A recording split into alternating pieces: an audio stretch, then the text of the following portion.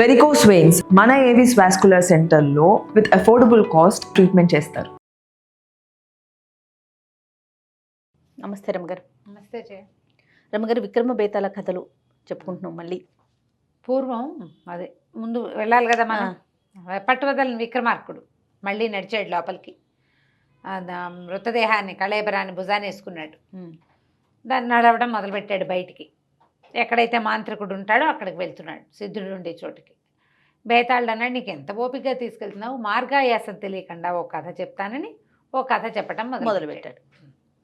అయితే ఏం చెప్పాడు, పూర్వం యజ్ఞదత్తుడని ఒక బ్రాహ్మణ ఆయన ఒక ఆయన ఉండేవాడు. ఆయన స్వదేశంలో భుక్తి గడవక తన చుట్టుపక్కల రాజ్యాలన్నింటినీ దాటి వేరే ఒక కొత్త రాజ్యం నీలగిరి రాజ్యంలోకి వెళ్ళాడు. రాజుని తన పాండిత్యంతో మెప్పించాడు. ఆయన, నువ్వు నా ఆస్థాన పండితుడిగా ఉండిపో, నీ దేశం కాకపోయినా సరే ఇక్కడ మాకు తెలిసిన బ్రాహ్మణ పిల్లని ఎవరినైనా ఇచ్చి నీకు వివాహం చేయిస్తానని చెప్పి చాలా ప్రీతిగా ఉంచుకొని సరే తమ పురోహితుల్లో ఒక పురోహితుడి కుమార్తెనిచ్చి యజ్ఞదత్తుడికి వివాహం చేయించాడు. కొంతకాలం తర్వాత రాజుగారికి సంతానం లేదు, కానీ యజ్ఞదత్తుడికి ఒక కూతురు కలిగింది. ఆ పిల్ల పేరు శీలవతి. అయితే ఈ రాణిగారు ఆ తొలి బారసాల రోజున పిల్లని చూసి ఆ పిల్లతో ముచ్చట పట్టలేక పిల్లతో ప్రేమలో పడిపోయింది. ఆ పిల్లని ఎంతసేపు తన దగ్గరే ఉంచుకునేది. మహాముద్దు. పాలు ఇవ్వడానికి తల్లి దగ్గరికి ఇవ్వడానికి కూడా ఫీల్ అయిపోయేది. సంవత్సరంన్నర అయిన తర్వాత రాణిగారికి కూడా ఒక సంతానం కలిగింది. అయితే అంత ముద్దుగా 2 ఏళ్ల పిల్లని చూసిన కుమార్తె కలిగింది ఆవిడికి. ఈ చూడడం వల్లే, శీలవతి వల్లే రాణిగారికి పిల్లలు పుట్టారు. అప్పటికి 10 సంవత్సరాల నుంచి సంతానం కోసం చూసినా కలగలేదు అని చెప్పుకునేవారు. ఈ శీలవతి పేరులాగానే వాళ్ళు కళావతి అని పేరు పెట్టుకున్నారు. తమకి పిల్ల పుట్టినా కూడా ఈ పెద్ద పిల్లని ఆవిడ వదిలిపెట్టల, మంచిగానే చూసుకుంది, చాలా బాగా చూసుకుంది. రాజకుమార్తె లెవెల్లోనే పెరిగింది. అయితే రోజు అంతఃపురానికి వెళ్ళిపోయేది. కళావతి శీలవతిని అక్క అని పిలిచేది. ఇద్దరు మంచి ప్రేమగా ఉండేవారు. శీలవతికి బ్రాహ్మణ పిల్ల లక్షణాలు లేవు, ఆమె క్షత్రియుల పిల్లలాగా ఉండేది, ఎందుకంటే ఎప్పుడు రాజుగారి ఇంట్లోనే ఉండేది. అయితే యజ్ఞదత్తుడికి పిల్ల కొంచెం 14 ఏళ్ళు వచ్చాక ఆయనకి ఏమనిపించిందంటే, పిల్ల పెద్దదైపోతుంది, ఇదేమో ఇట్లా రాజుగారి ఇంట్లో పెరిగి క్షత్రియోచితమైన విద్యలు నేర్చుకుని యువరాణితో పాటు అలా ఉండి రేపొద్దున స్వయంవరం ప్రకటించమంటే నా గతేం గాను, సాటివారిలో నేనేమవుతాను, నా విధానం ఏమిటి, ఇవన్నీ ఆలోచించి శీలవతికి ఒక పెళ్లి సంబంధం కుదిర్చి చెప్పాడు. పెళ్లికో సంబంధం కుదిర్చేశారంటే హతాసురాలైపోయింది శీలవతి కళావతి. అంతకుముందు పెళ్ళిళ్ళ గురించి మాట్లాడుకున్నారు. ఆడపిల్లలో 12-14 ఏళ్ళసే మాట్లాడుకుంటారు. ఏమని, ఇద్దరు ఒకేసారి వివాహం చేసుకోవాలని, ఒకరి వరుడు రెండో వాళ్ళకు కూడా నచ్చాలని మాట్లాడుకున్నారు. ఇప్పుడు తండ్రి వివాహం కుదిర్చేస్తే ఎట్లా? దాంతో ఏం చేసింది ఈవిడ, వివాహపు రోజుల దగ్గర పడంగానే శీలవతి మగవేషం వేసుకుని ఇంట్లోంచి వెళ్ళిపోయింది. బ్రాహ్మణ పిల్ల తండ్రి చాటునే ఒదిగి పెరుగుంటే కొంచెం భయపడేది అలా చేయటానికి. రాజుగారి ఇంట్లో పెరగటం వల్ల క్షత్రియ కాంతలు ఎట్లా బిహేవ్ చేస్తారో అలా బిహేవ్ చేసి వెళ్ళిపోయేసరికల్లా సరే పిల్ల ఏదో అయిపోయింది అనుకున్నారు. ఇంతలో ఏమైంది, ఈ స్త్రీ దుస్తులు ఒక చోట వదిలిపెట్టేసింది. లంగావోణి ఒక చోట వదిలేసింది, ఒక చెరువు దగ్గర. మగవాళ్ళ బట్టలు పట్టుకెళ్ళింది, అక్కడ స్నానం చేసి బట్టలు మార్చుకుని వెళ్ళిపోయింది. బట్టలు దొరికినాయి, దాంతో అమ్మాయి చచ్చిపోయింది అనుకున్నారు. దాంతో కళావతి యజ్ఞదత్తుని తిట్టిపోతుంది, నీ వల్ల ఎక్క చచ్చిపోయింది, నువ్వు పెళ్లి చేసావు, పెళ్లి ఏర్పాటు చేసేసావు అంటే ఈయన ఒక ఉన్మాదంలాగా వచ్చేస్తుంది. లేకలేకగలిగిన ఒక పిల్ల, మళ్ళీ పిల్లలు లేరు, కన్యాదానం చేసే అవకాశం లేదు, ఇలా అయిపోయిందని ఆయన చాలా బాధపడి భార్యను తీసుకుని దేశాంతరం ఎక్కడికో వెళ్ళిపోయాడు. అయ్యో. సరే, ఇలా మగవేషం వేసుకుని వెళ్తున్నటువంటి ఈ అమ్మాయి, ఇది మన శీలవతి, ఏదో ఒక ఊరు చేరింది.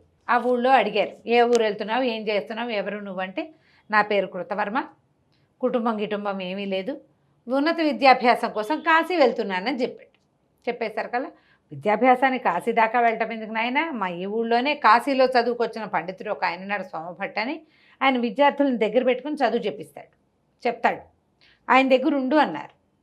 సరే, ఈ శీలవతి ఏం చేసింది, కృతవర్మ వేషంతో సోమభట్టు గారింట్లో చేరింది. ఆయన ఏదో విద్యాభ్యాసం చేసినాడు. ఏమై అంతకుముందే కొంత చదువుకునుంది, చదువు ముందుకు సాగుతుంది, కొంచెం చూడ్డానికి ఆడపిల్లలాగా కనపడే మగపిల్లాడు.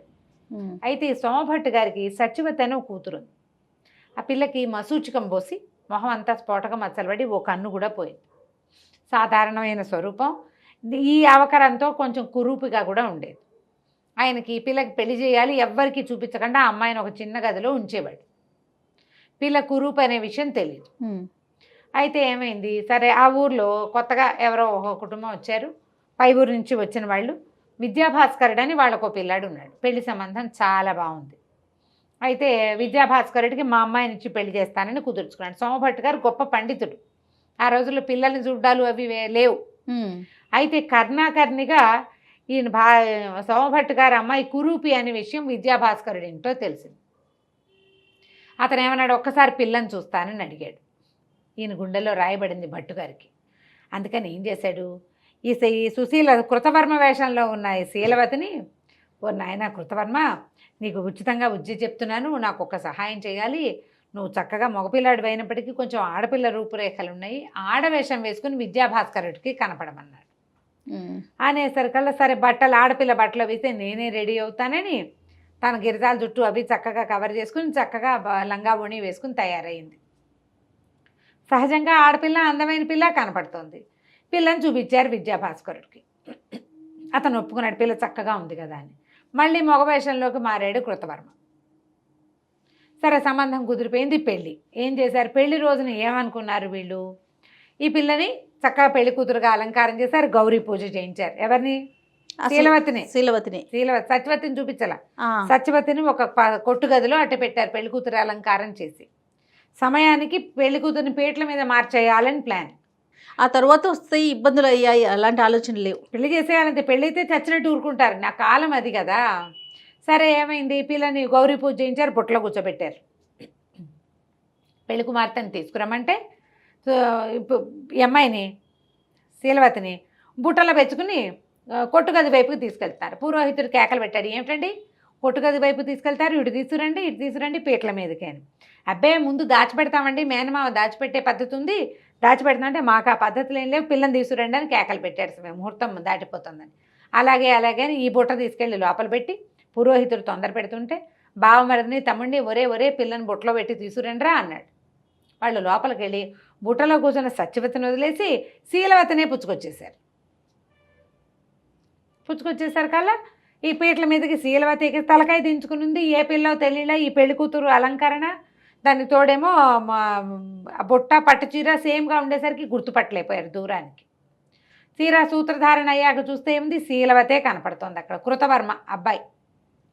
ఇప్పుడేమైంది, ఏం చేయాలో తెలియలే ఈయనకి, ఎలాగైనా మార్చేయాలి. అందుకని ఏం చేశాడు, మళ్ళీ లోపలికి వెళ్ళి భార్యకి వస్తే ఇట్లా వేవే ఒక దొంగ వేషం అని చెప్పాడు.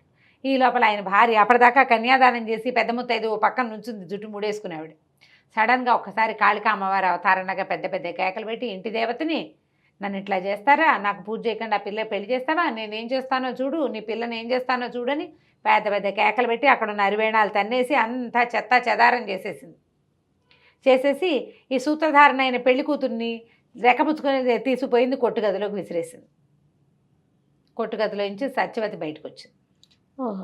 వచ్చేసరికల్లా అందమైన పిల్ల కొట్టుగదిలోకి వెళ్ళి వికారిగా తిరిగి వచ్చేసరికి ఇంకేం చేస్తారు, అమ్మవారి మహిమే, అమ్మవారి మహత్యం అనుకున్నారు. సరే అయ్యో ఏం చేస్తానండి, సూత్రధారణ అయ్యాక ఇలాగైతే ఏదో అపరాధం వల్ల అయిపోయింది, వివాహం అయిపోయింది కాబట్టి నా భార్య కదా నేను ఏలుకుంటాను, ఏం పర్వాలేదన్నాడు. అయిందే, సరే పెళ్లి కూతురిని తీసుకొచ్చి సూత్రధారణ కాని పెళ్లి కూతురిని తీసుకొచ్చి విద్యాభాస్కరుడి పక్కన కూర్చోబెట్టారు. ఇంతలో వేద సభ ఏదో జరుగుతుంది, యజ్ఞదత్తుడు వచ్చాడు అక్కడికి. యజ్ఞదత్తుడు వచ్చేసరికల్లా ఆయన భార్య ఆయన ఏవో దేశాలు తిరుగుతూ ఉన్నారు ఉన్మాదంగా, పిల్ల చచ్చిపోయిందని. వాళ్ళు వస్తే యజ్ఞదత్తుడు సోమభట్టు పూర్వాశ్రమంలో స్నేహితులు.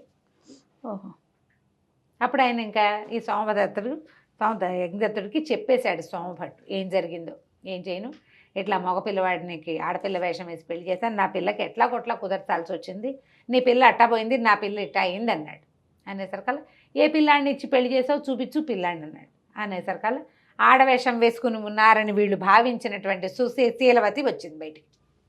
శీలవతిని చూడగానే అమ్మా అన్నాడు యజ్ఞదత్తుడు కూతురు.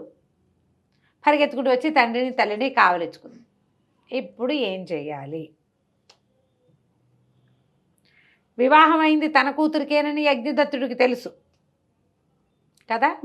మరి ఇప్పుడు ఆ పిల్ల కోసం ఈ అమ్మాయిని ఇచ్చి పెళ్లి చేశారు. ఇప్పుడు పిల్ల వివాహిత అవివాహిత ఈ ప్రశ్న అడిగాడు భేతాళుడు. ఎవరు? శీలవతి. మరి వివాహిత అవివాహిత? వివాహిత కదా రమ్మగారు. తాళి కట్టించబడింది కదా. కట్టించబడింది. అక్కడి నుంచి భేతాళుడు ఇతన్ని అడిగాడు విక్రమార్కుడు, రాజా కథ విన్నావు కదా, ఇప్పుడు విద్యాభాస్కరుడితో పంపించవలసింది ఎవరిని? శీలవతిన. ఒకవేళ తెలియలేదనుకో, అగ్నిదత్తుడికి తెలీదు, చెప్పలేదు, చెప్పకపోతే ఏం చేసేవాడు? కూతురు వివాహిత అని తెలిసినప్పుడు ఒక వేద బ్రాహ్మణుడు ఏం చేస్తాడు? ఏం చెయ్యాలో చెప్పు అన్నాడు. ఇందులో తప్పెవరిది? తన పెళ్లి చేయాలనుకుంటున్నాడు సోమభట్టు, బాగానే ఉంది. వేషం వేసుకుని కూర్చుంది, బాగానే ఉంది. సూత్రధారణ ఎందుకు చేయించుకుంది? అమ్మాయి పెళ్లి చూపుల్లో కనపడింది, గౌరీ పూజ చేసింది, సూత్రధారణ చేయించుకుంది. కాబట్టి వివాహిత శీలవతే. శీలవతిని అపచెప్పేసేయాల్సిందే. కావాలంటే సోమభట్టు కూతురుతో రెండో పెళ్లి చేయొచ్చు, సత్యవతితో. తప్ప ఇప్పుడు ఈ అమ్మాయిని ఇంకొకరికి ఇచ్చి వివాహం చేయడానికి యజ్ఞదత్తుడికి అర్హత తెలియక లేదనుకో, ఒకవేళ తెలియదనుకో, తెలియకపోయి చేసినా అది పాపమే. ఆ పాపం శీలవతికి అయ్యేది. ఒకవేళ సోమదత్తుడికి తెలియపోతే ఆ పాపం శీలవతిది. తెలుసు కాబట్టి ఇది పాపం ఇద్దరిది. విద్యాభాస్కరుడికి నిజం చెప్పి శీలవతిని అపచెప్పాల్సిందే అన్నాడు విక్రమార్కుడు. అనగానే పక్కపక్క నవ్వాడు భేతాళుడు. ఇంతకంటే ఇంకేం చెప్తావు నువ్వు? ఆపద్ధర్మంగా పెళ్లి జరిగింది అని చెప్పలేవు, ఎందుకంటే పెళ్లి హాస్యాస్పదంగా జరిగేది కాదు, సినిమా కాదు కదా పెళ్ళి, అది నాటకం కాదు, కాబట్టి సినిమా అని చెప్పలేదు. వివాహం అనేది నాటిక కాదు. తెలియక తెలిసి ఏ రకంగా చేసుకున్నా వివాహం వివాహమే. మంచి మాట చెప్పావు రాజా, కాకపోతే మౌనభంగం చేసావు. నీ దారిని వెళ్ళు, నా దారిని నేను పోతున్నానని పరిగెత్తుకుంటూ శవంతో సహాయం మాయమైపోయాడు భేతాళుడు. కథ కంచికి మనం ఇంటికి. సూపర్. నమస్తే రమ్మగారు. నమస్తే.